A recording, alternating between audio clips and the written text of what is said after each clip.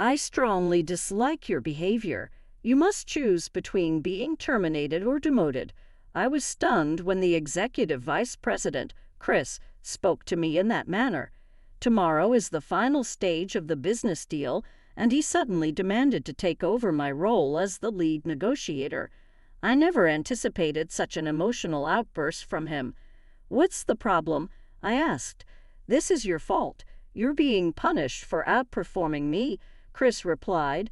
Chris, who is the same age as me, just couldn't handle my success. I have no desire to work for a company where my superiors steal my accomplishments. I'm resigning. I'll leave tomorrow's negotiation to you, Executive Vice President. With that, I quickly exited the conference room. Just before the negotiation, President John appeared, puzzled as his son Chris proudly declared he would handle it himself. "What do you mean? Mark was supposed to manage this matter," President John said. "I fired him yesterday," Chris said proudly, causing his father to glare at him. "Why did you fire him? Didn't you review the negotiation materials?" President John asked. Frantically flipping through the documents, Chris found a critical sentence he had overlooked, and his face turned pale. "My name is Mark, a 43-year-old employee. I've actually switched jobs 3 times already, but it wasn't due to layoffs or a company's closure. The real reason is a bit complicated, so I often said it was for career progression during my 4th interview. Most employers accepted this explanation without issue. However, one person, Vice President David, saw through my statement. "No, that's not the case," he said. "You don't seem like the type to change jobs solely for career advancement, and if that were the reason, you'd be aiming higher. Our company and your previous one are similar in size, just dealing with different products. What's the real motivation behind your job changes?"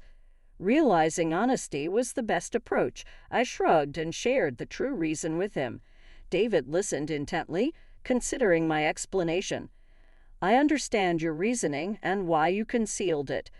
"All right, I'll take care of it," he said with a sly grin. David concluded the interview, leaving me uncertain if I had met the requirements. I anxiously waited a couple of days, and when the notification arrived, I was stunned. They wanted to hire me as a sales manager. What does this mean? I thought. I had applied for a supervisory position in the sales department. Panicked, I called to clarify if there was a mistake. David laughed heartily. "The current sales manager is about to retire. Given your background, Mark, there's no issue with you taking his place. Furthermore, a manager's role is to lead, not to be led. You understand what I mean, right?" Comprehending David's reasoning, I gratefully accepted the job offer. The workplace I joined was not at all uncomfortable. I found it peculiar that there were few employees my age, but interacting with the younger staff was refreshing. Even though I entered with a manager status, I anticipated facing challenges with the transition, but there were no issues whatsoever.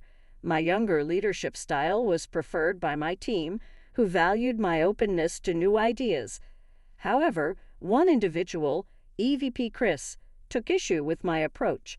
When I started giving orders after the previous sales manager's retirement, Chris openly criticized me, insisting that I should have sought his instructions before submitting the monthly business negotiation reports to the executive meeting. The other executives were puzzled by Chris's complaint, and I had no choice but to ask him directly what instructions he was referring to. Feeling frustrated, Chris unleashed a barrage of complaints toward me. He warned, "You're new to the role, like an inexperienced driver. Before you make any decisions, check with me or the other executives first." Comparing my extensive experience to a rookie driver was quite a stretch. As I pondered how to respond, David skillfully intervened.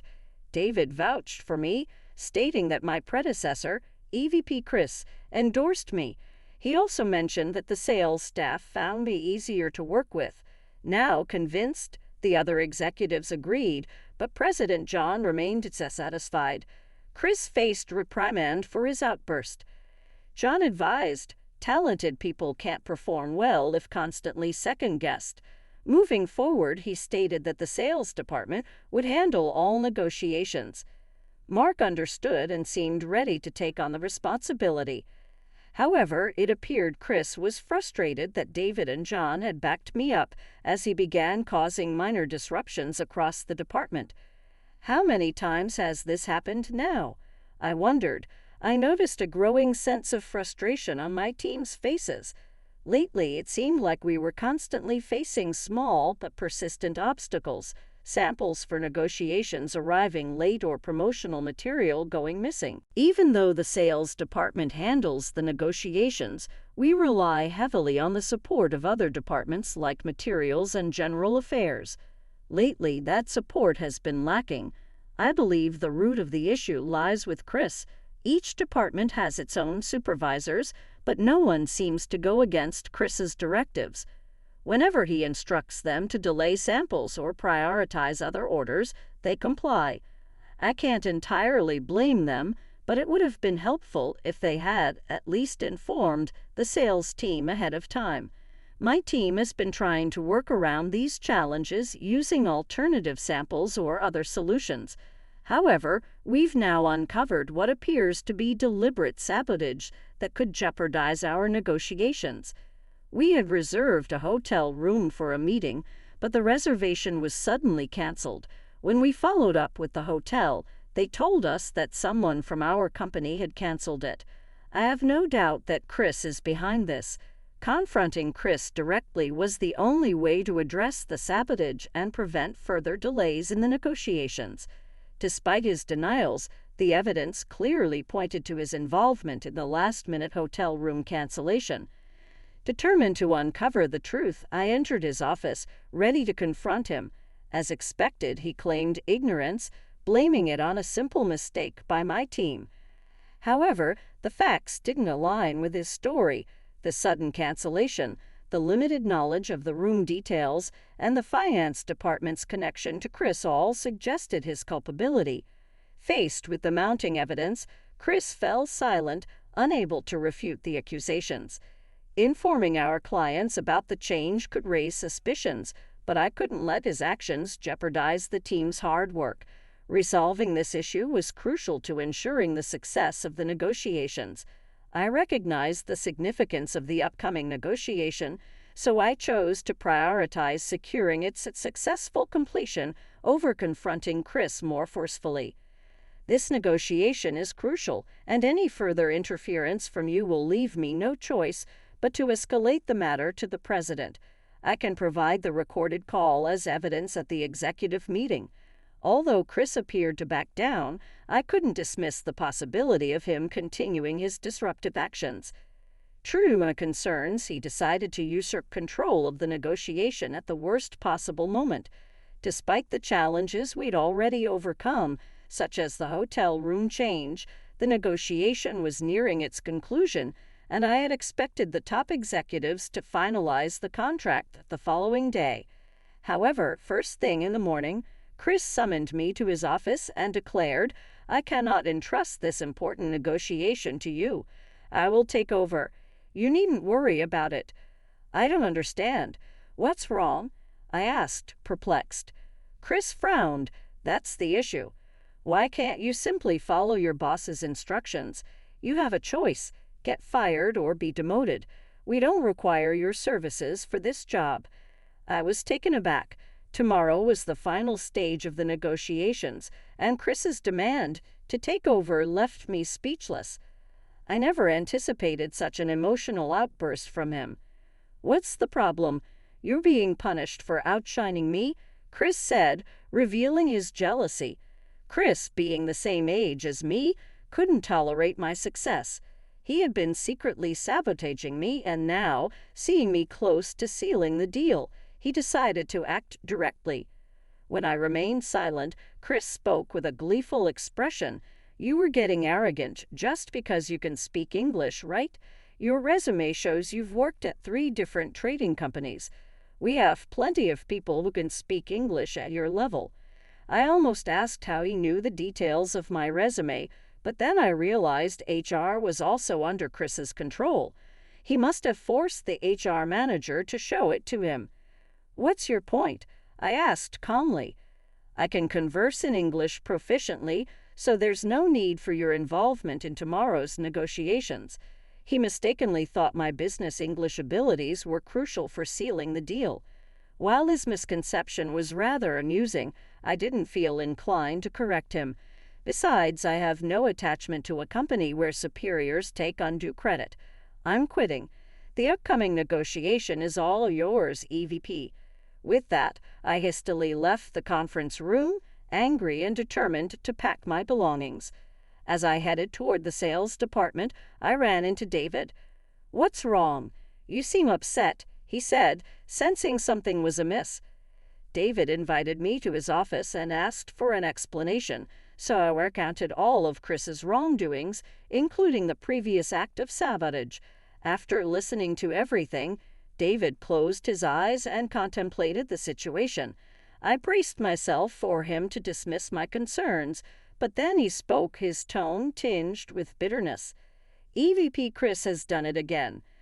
"I'm confused," I responded. David didn't give a direct answer and instead asked, "Didn't you notice anything unusual in those executive meetings?" I felt puzzled by his question. David then explained, "Except for you, no one else in your age group attended those meetings."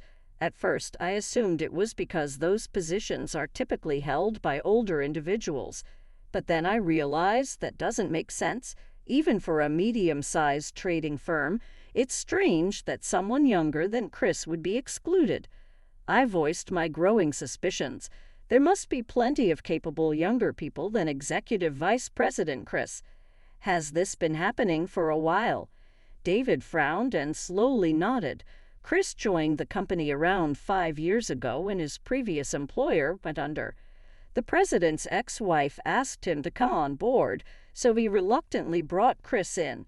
Now that the president has remarried, Chris knows this fuels his rivalry with the younger men.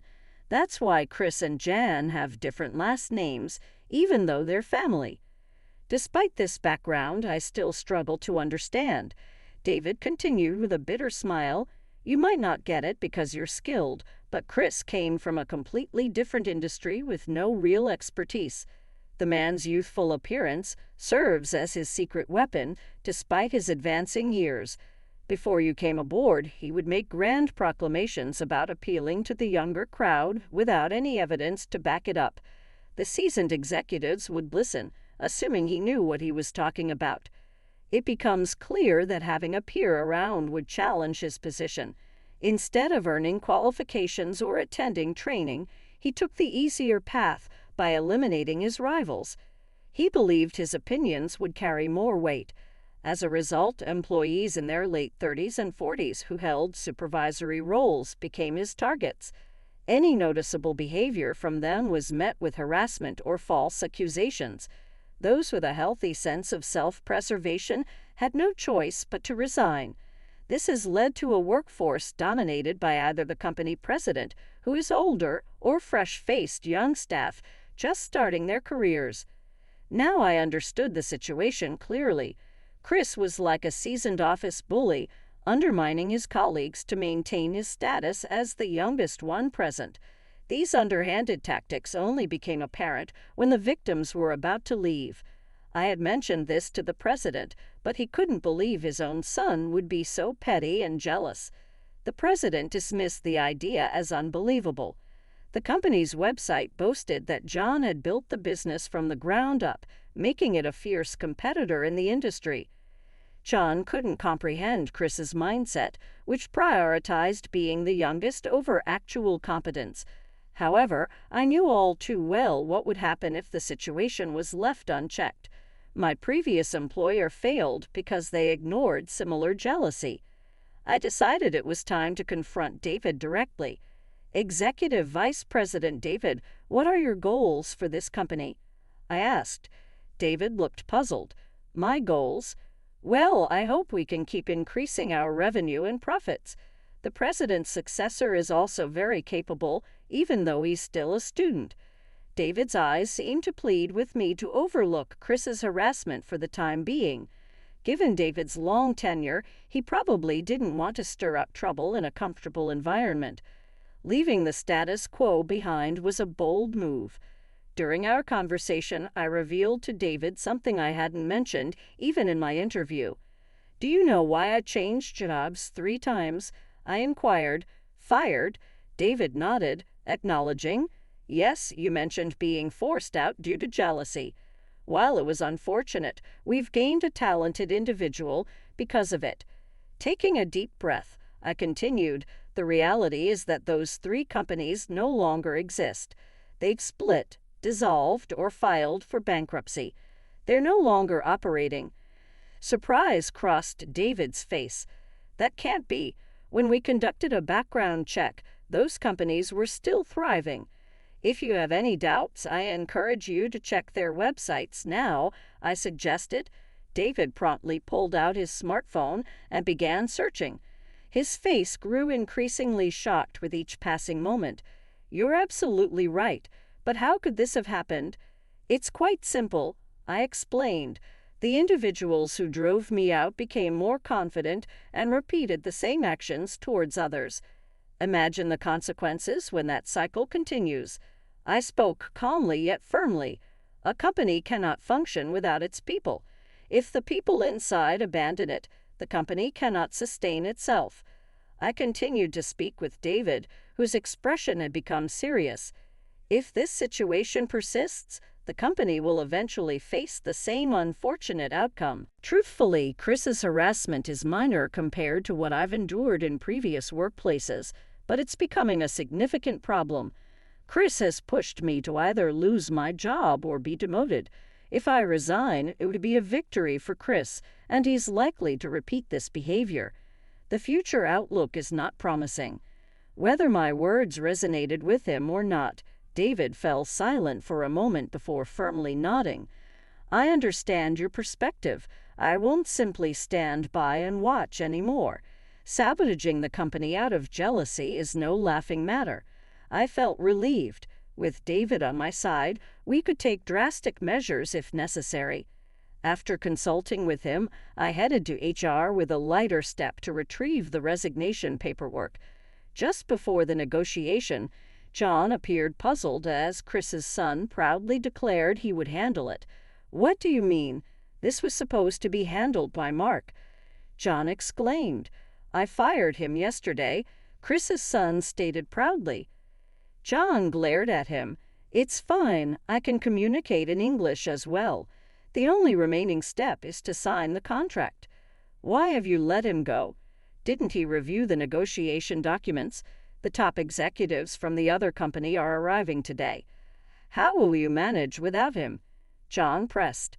Chris, who thought it was just a formality, was stunned by John's outburst.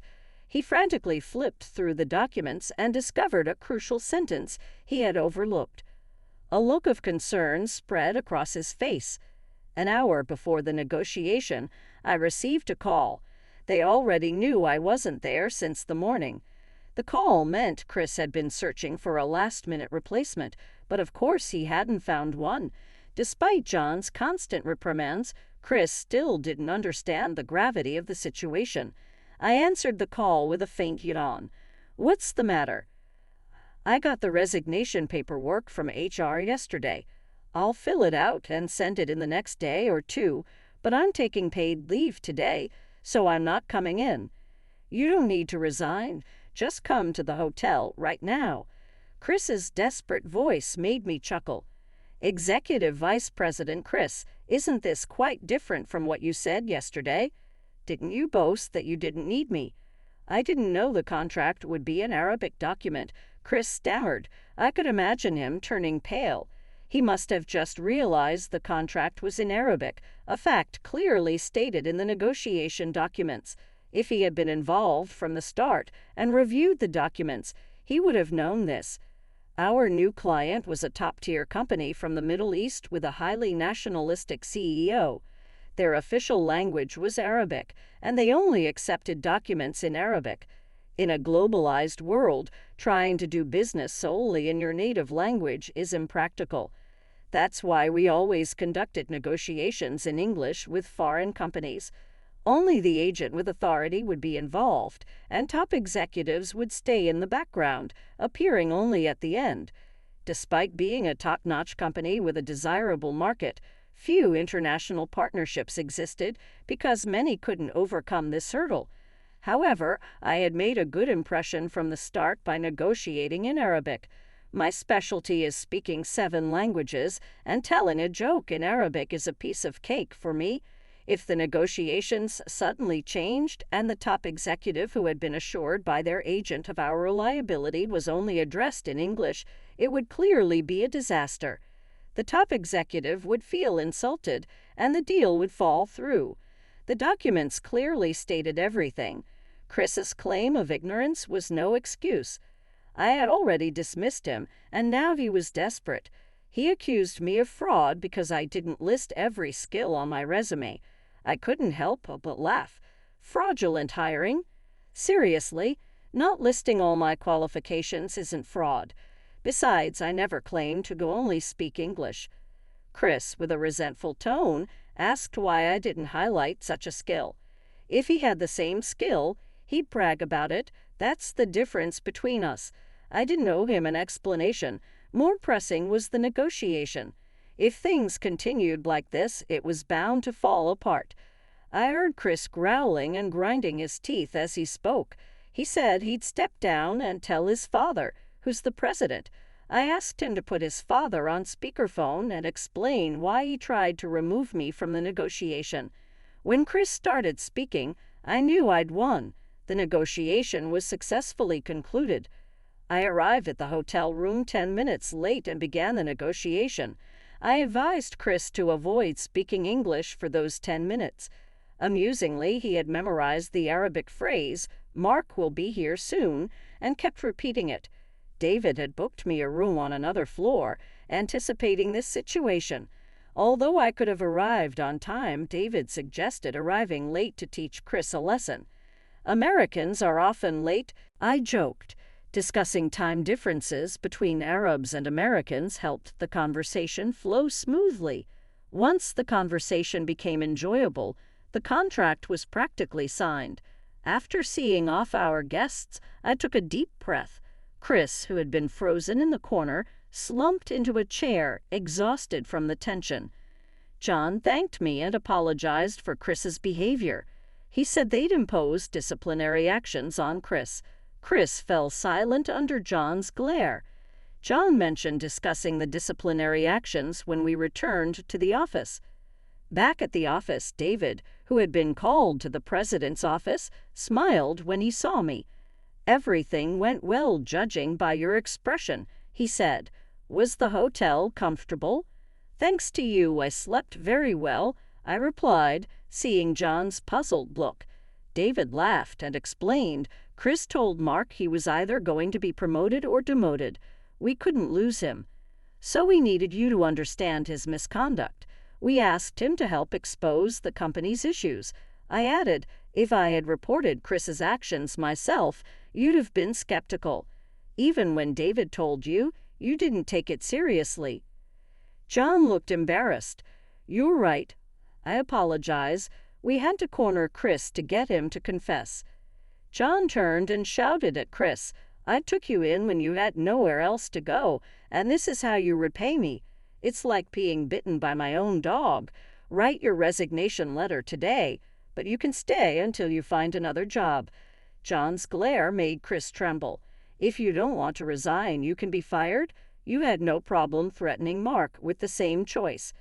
Chris quickly agreed. "Okay, I'll write it." I struggled to suppress my laughter as Chris rushed to HR. His resignation was processed immediately. At the next week's morning meeting, Jan detailed Chris's misdeeds and announced that those who aided him would face consequences. Those who had reluctantly helped Chris were transferred to lesser positions, and some resigned under scrutiny. The company's hiring approach shifted, bringing in individuals in their 30s and 40s, which proved to be a positive change. This allowed young employees who had previously felt constrained to thrive. Removing Chris from the equation revitalized the company. However, Chris now struggles to find a job, facing the consequences of his past actions. While understanding the need for decisive measures, Jan was curious about why I had kept my ability to speak 7 languages a secret, as it could be a valuable asset in job searching. I chuckled and explained that, for me, it had been more of a hindrance than a benefit. Throughout my student years, I had developed a deep passion for languages, becoming fluent in 7 by the time I graduated college. I initially used this skill to secure a job after graduation, but soon found myself confined to interpretation and translation tasks. Despite my desire to take on more involved roles in negotiations, I was restricted to merely interpreting conversations for the executives. Even when I knew how to improve a deal, I was not allowed to voice my opinions. Frustrated, I requested a transfer, but my superior denied it, stating that an interpreter only needs a functioning mouth, not necessarily intelligence.